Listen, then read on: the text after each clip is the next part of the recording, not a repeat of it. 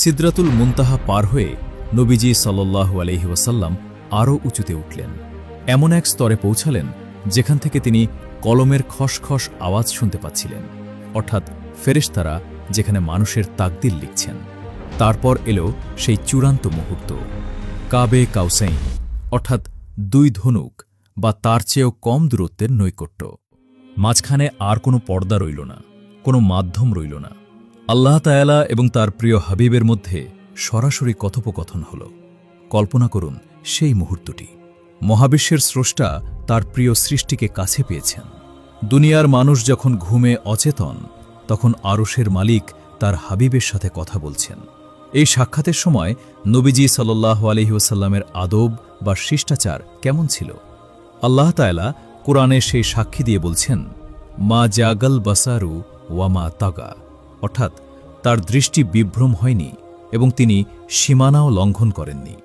সূরা আন-নজম। নবীজি সাল্লাল্লাহু আলাইহি ওয়াসাল্লাম ডানে বামে তাকাননি, তিনি ভয়ে কম্পিত হননি, আবার ঔদ্ধত্যও দেখাননি। তিনি ছিলেন বিনয়ের অবতার। এই সাক্ষাতের সময় আল্লাহ তাআলা নবীজিকে ৩টি বিশেষ উপহার দিলেন। ১. সূরা বাকারার শেষ ২ আয়াত। ২. তার উম্মতের মধ্যে যারা শিরিক করবে না তাদের জন্য ক্ষমার সুসংবাদ। ৩. এবং সবচেয়ে বড় উপহার, যা মেরাজের মূল উদ্দেশ্য ছিল, ৫ ওয়াক্ত নামাজ। প্রথমে আল্লাহ তাআলা নবীজির উম্মতের জন্য প্রতিদিন ৫০ ওয়াক্ত নামাজ ফরজ করলেন। চিন্তা করুন, দিনে ২৪ ঘণ্টা, তার মধ্যে ৫০ বার নামাজ, অর্থাৎ প্রতি আধা ঘণ্টায় একবার নামাজ। নবীজি সাল্লাল্লাহু আলাইহি ওয়াসাল্লাম আল্লাহর আদেশ শিরোধার্য করে ফিরে আসছিলেন। তার মনে হয়তো কোনো প্রশ্ন ছিল না, কারণ তিনি আল্লাহর প্রেমিক। প্রেমিকের হুকুম মানাই তার আনন্দ। কিন্তু ফেরার পথে ষষ্ঠ আসমানে হজরত মুসা আলাইহিসসালামের সাথে আবার দেখা হল। মুসা আলাইহিসসালাম, যিনি বনি ইসরায়েলের মতো কঠিন জাতির সাথে ডিল করেছেন, তিনি মানুষের দুর্বলতা সম্পর্কে ভালো জানতেন। মুসা আলাইহিসসালাম জিজ্ঞেস করলেন, আল্লাহ আপনার উম্মতের উপর কি ফরজ করেছেন? নবীজি বললেন, ৫০ ওয়াক্ত নামাজ। মুসা আলাইহিসসালাম আঁতকে উঠলেন। তিনি বললেন, হে মুহাম্মদ সাল্লাল্লাহু আলাইহি ওয়াসাল্লাম, ফিরে যান, আপনার রবের কাছে গিয়ে কমানোর আবেদন করুন। আপনার উম্মত অনেক দুর্বল হবে, তাদের শরীর, তাদের সংকল্প দুর্বল হবে, তারা দিনে ৫০ ওয়াক্ত নামাজ পড়তে পারবে না। আমি আমার উম্মতকে পরীক্ষা করে দেখেছি, তারা ব্যর্থ হয়েছে। নবীজি সাল্লাল্লাহু আলাইহি ওয়াসাল্লাম জিব্রাইল আলাইহিসসালামের দিকে তাকালেন, যেন পরামর্শ চাইলেন। জিব্রাইল ইশারা করলেন, আপনি চাইলে যেতে পারেন। নবীজি ফিরে গেলেন আল্লাহর দরবারে। আল্লাহ ৫ ওয়াক্ত কমিয়ে দিলেন। নবীজি আবার মুসা আলাইহিসসালামের কাছে এলেন।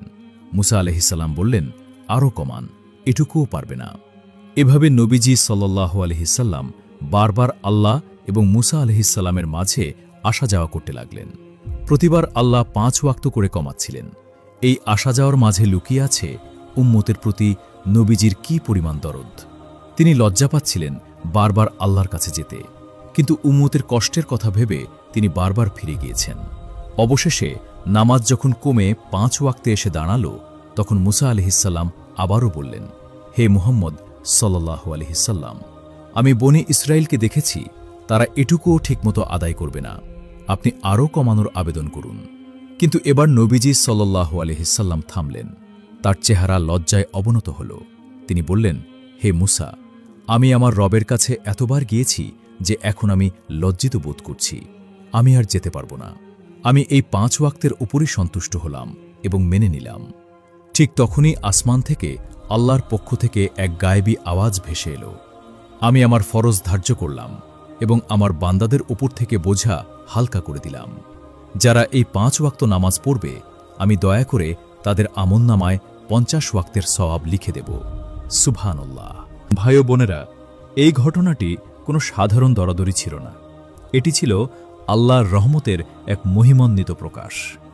আল্লাহ জানতেন মানুষ দুর্বল, কিন্তু তিনি চেয়েছিলেন তার হাবিব বারবার তার কাছে আসুক। আর আমরা পেলাম এক অমূল্য রত্ন, নামাজ। নামাজ কোনো বোঝা নয়, নামাজ হল মেরাজের সেই উপহার, যা মানুষকে দুনিয়ার মাটি থেকে আল্লাহর আরশের সাথে কানেক্ট করিয়ে দেয়। নবীজি সাল্লাল্লাহু আলাইহি ওয়াসাল্লাম মেরাজে গিয়ে আল্লাহর সাথে কথা বলেছেন, আর মুমিন বান্দা জায়নামাজে দাঁড়িয়ে আল্লাহর সাথে কথা বলে। এজন্যই বলা হয় আস-সালাতু মিরাজুল মুমিনিন, নামাজ হল মুমিনের মেরাজ। কিন্তু মেরাজের এই যাত্রা কি শুধুই সুখের ছিল? ফিরে আসার পর মক্কার মানুষ কি এই ঘটনা বিশ্বাস করেছিল, নাকি নবীজিকে আবারও এক কঠিন পরীক্ষার মুখোমুখি হতে হয়েছিল? আর আবু বকর আলাইহিসসালাম কিভাবে পেলেন সিদ্দিক উপাধি? রাতের অন্ধকার কেটে ভোরের আলো ফুটতে শুরু করেছে। মক্কার ধূলিমলিন পথে তখনও জনকোলাহল শুরু হয়নি। সেই মহাজাগতিক ভ্রমণ শেষ করে নবীজি সাল্লাল্লাহু আলাইহি ওয়াসাল্লাম ফিরে এলেন তার নিজের ঘরে। শরীর হয়তো বিছানায়, কিন্তু তার রূহ তখনও আচ্ছন্ন হয়ে আছে আরশে আজিমের সেই নূরের স্মৃতিতে। কিন্তু সকাল হতেই নবীজি সাল্লাল্লাহু আলাইহি ওয়াসাল্লাম এক গভীর চিন্তায় পড়ে গেলেন। তিনি জানতেন মক্কার মানুষ কতটা একগুঁয়ে। তারা সাধারণ সত্যকেই মিথ্যা বলে উড়িয়ে দেয়। এখন যদি তিনি তাদের বলেন যে গত রাতে আমি মক্কা থেকে ফিলিস্তিন গিয়েছি, সেখান থেকে ৭ আসমান পার হয়ে আল্লাহর সাথে দেখা করে আবার ফিরে এসেছি, তবে তারা কি বলবে? তারা কি বিশ্বাস করবে, নাকি তাকে পাগল বলে উপহাস করবে? নবীজি সাল্লাল্লাহু আলাইহি ওয়াসাল্লাম কাবার হাতিমে, কাবার পাশের অর্ধবৃত্তাকার স্থান, মনমরা হয়ে বসেছিলেন।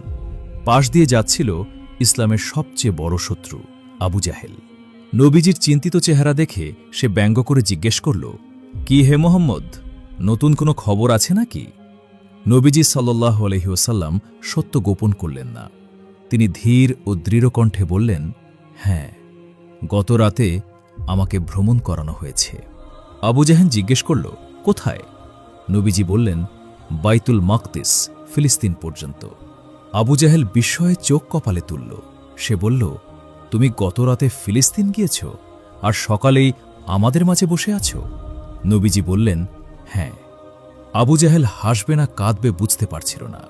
সে ভাবল, এটাই সুযোগ মুহাম্মদকে সবার সামনে মিথ্যাবাদী প্রমাণ করার। মুহূর্তের মধ্যে আবু জাহেল চিৎকার করে মক্কার মানুষকে জড়ো করল। কুরাইশ নেতারা উতবা, সাইবা, ওয়ালিদ সবাই ছুটে এল। নবীজি সাল্লাল্লাহু আলাইহি ওয়াসাল্লাম তাদের সামনে দাঁড়িয়ে সেই অবিশ্বাস্য ভ্রমণের কথা বর্ণনা করলেন। শুনে কেউ কেউ হাসিতে ফেটে পড়ল, কেউ কেউ দুঃখে মাথায় হাত দিল। যারা দুর্বল ঈমানের অধিকারী ছিল তাদের মনেও সন্দেহের দানা বাঁধল। কুরাইশরা বলল, এটা তো অসম্ভব। মক্কা থেকে ফিলিস্তিন যেতে উটের পিঠে 1 মাস লাগে, আসতে লাগে 1 মাস, আর তুমি বলছো 1 রাতে ঘুরে এসেছ? তাদের মধ্যে কয়েকজন যারা ব্যবসার কাজে ফিলিস্তিনে গিয়েছিল, তারা নবীজিকে আটকানোর জন্য এক ফন্দি আঁটল। তারা বলল, ঠিক আছে, তুমি যদি সত্যিই গিয়ে থাকো তবে আমাদের বলো, বাইতুল মাকদিসের খুঁটি কয়টি, এর দরজা কয়টি, এর গঠন কেমন? নবীজি সাল্লাল্লাহু আলাইহি ওয়াসাল্লাম চিন্তায় পড়ে গেলেন। তিনি তো সেখানে গিয়েছিলেন রাতের বেলা, আর তার মূল মনোযোগ ছিল আল্লাহর নিদর্শনের দিকে। তিনি তো গুনে গুনে খুঁটি বা জানালা দেখেননি।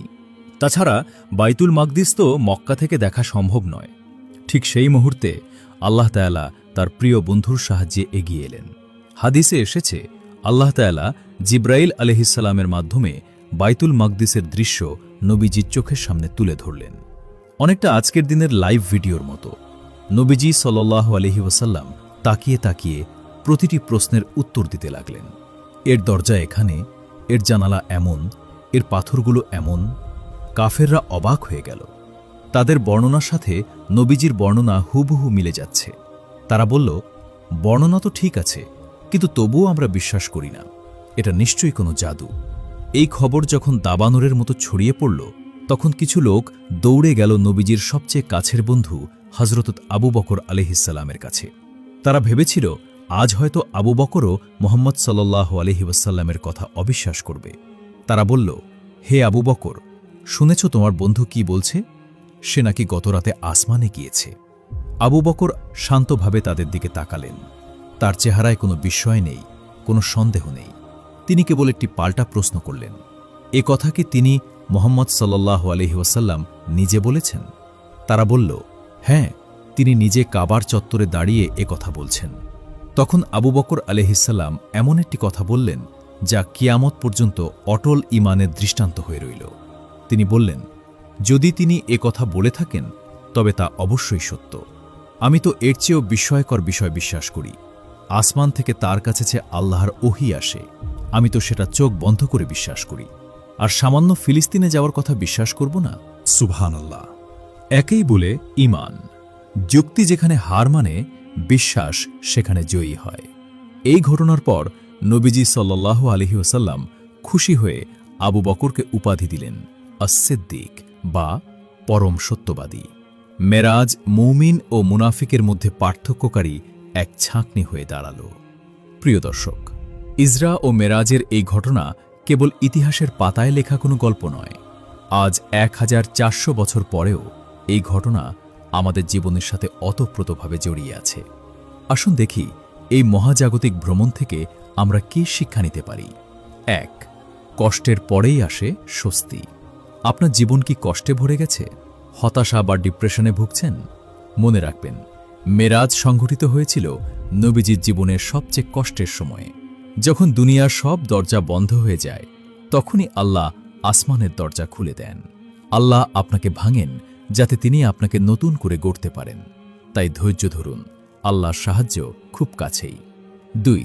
সিদরাতুল মুনতাহা ও বিজ্ঞানের সীমা। আজকের বিজ্ঞান আমাদের অনেক কিছু দিয়েছে, কিন্তু সিদরাতুল মুনতাহা মনে করিয়ে দেয় মানুষের ক্ষমতার একটা সীমা আছে। আমরা অহংকার করতে পারি না। মহাবিশ্বের আসল নিয়ন্ত্রণ ল্যাবরেটরিতে নয়, বরং আরশে আজিমের মালিকের হাতে। এই বিশ্বাস আমাদের বিনয়ী করে। 3. নামাজের গুরুত্ব। মেরাজের সবচেয়ে বড় গিফট হল নামাজ। ভাবুন তো, আল্লাহ চাইলে জিব্রাইল আলাইহিসসালামের মাধ্যমে নামাজ পাঠাতে পারতেন, যেমন রোজা বা জাকাতের হুকুম পাঠিয়েছেন। কিন্তু নামাজ এতই স্পেশাল যে আল্লাহ তার বন্ধুকে নিজের বাড়িতে দাওয়াত দিয়ে ডেকে এনে এই উপহার হাতে তুলে দিয়েছেন। আমরা কি সেই উপহারের মর্যাদা দিচ্ছি? আমরা কি নামাজের মাধ্যমে আল্লাহর সাথে কানেক্ট হচ্ছি, নাকি হেলায় খেলায় ওয়াক্ত পার করে দিচ্ছি? মনে রাখবেন, নামাজ হল আল্লাহর সাথে আপনার প্রাইভেট মিটিং। আল্লাহ আমাদের সবাইকে মেরাজের শিক্ষা বুকে ধারণ করে 5 ওয়াক্ত নামাজের মাধ্যমে তার নৈকট্য হাসিল করার তৌফিক দান করুন। আমিন।